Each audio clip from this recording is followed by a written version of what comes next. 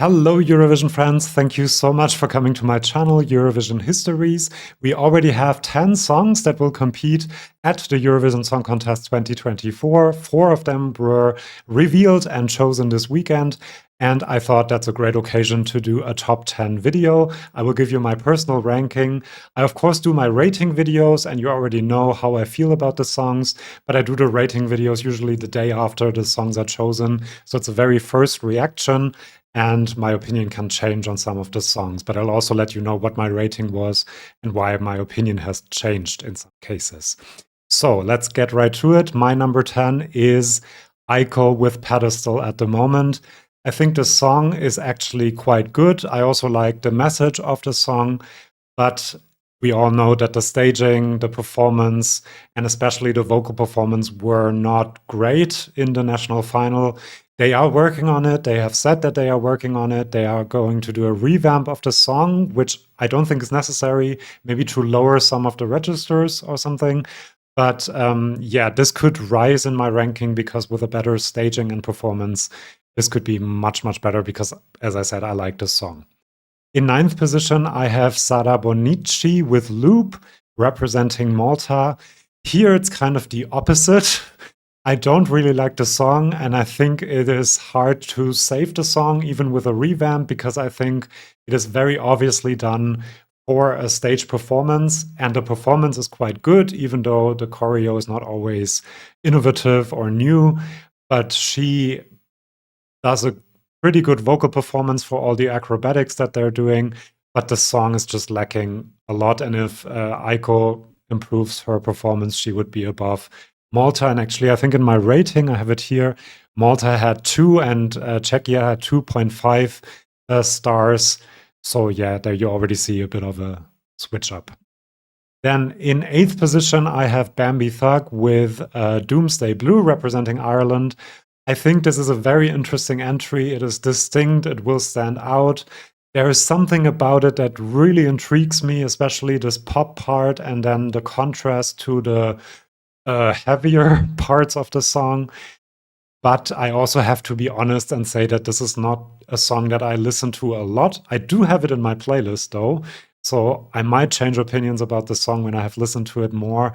I like that it has interesting, intriguing lyrics that you don't understand the first time you listen to them. That's great. I think they have to improve the staging and the vocal performance, but otherwise it's a good entry. And I had given Ireland 3.5 stars out of 5. Now, Besa and Semrendorf is my number 7. This is a good enough vocal performance. I think the staging has to be changed completely. I cannot connect to her as a performer if she's in this armor thing almost. But I think that the song is actually catchy. It's a good pop song. I think they might change it into English. They have said that they will do a revamp, so the song might be very different, honestly, to what it is at the moment. But I don't think the song itself needs a lot of changing because I think it is enjoyable, listenable, and quite fun as well. Now, number 6, I have to say, the next couple of positions were incredibly hard to rank because I like all of the songs in different ways, and there are different aspects of the songs that I really, really like. So for Ukraine, for example, I think that the song is structured amazingly, having all of these different parts come together into one product. There's traditional instruments, there is national language, there are great performers with Jerry and Alyona. But all the other songs that are coming up have something that I also like a lot. And with this one, the religious aspects of the lyrics, for example, choosing Mother Teresa as a saint kind of in the lyrics, is what kind of irks me just a little bit. And that's why it's a bit lower than the other ones. I rated this 4 stars, and the other ones that are coming up kind of also. And so I had to make a decision, and that's the decision I made. This is my personal opinion, of course. In 5th place at the moment, even though that might go up even a bit more, is Gorte with Ulveham. I did it the interpretation of the lyrics, and that really made me appreciate the song a lot more, having the story present when you hear the song, because I said that it is a bit frantic at the end, but when you hear the story, you kind of understand why it is so frantic. And thank you for pointing that out in the comments as well. I rated it 4 stars, but I think I am appreciating it more and more. Also, the vocals kind of put me off a little bit. They intrigued me in a way, but put me off a little bit as well. But now that I understand the background a bit more, I like it more. And I think this might actually go up in my ranking. And I just really think they are really nice people as well. I saw some interviews with them, really cool people. Then in 4th position, I have Tali and Fighter at the moment. I also gave that 4 stars in my rating video, mostly because the song is just a collection of hooks and catchy things. I like listening to this song. It's very easy to listen to, easy listening, I guess. I think there's a few things in the performance and the color scheme and stuff that you can change. She can work on the vocals, even though she's already great and has a wonderful tone to her voice. And the fact that the song has so many hooks, but still feels like a complete and coherent song is quite good to me. And I also love that it's in French. It has this very French feel to it as well. The sound, the lyrics, obviously. So I really do like this, and it has not. I have not grown tired of it either. Then in 3rd position, I have Veronica. She should be in 2nd if you go by my rating videos. I gave it 4.5 stars. And I still think that telling a medieval story through a song like this and having a modern message is amazing. I think the song is catchy in a lot of ways, but also incredibly distinct and different. And I love that. It's in a national language. Love that. I think she has a great voice. However, the only reason why it's 3rd, it's that number 2 and number 1 I find even better than this one. And it's a great start to the Eurovision year, I have to say. I really like a lot of the songs, almost all of the songs, actually. Now, that leaves 2 countries. If you are a real Eurovision fan, you already know which ones these are. In 2nd position, I have Nebulosa and Sora.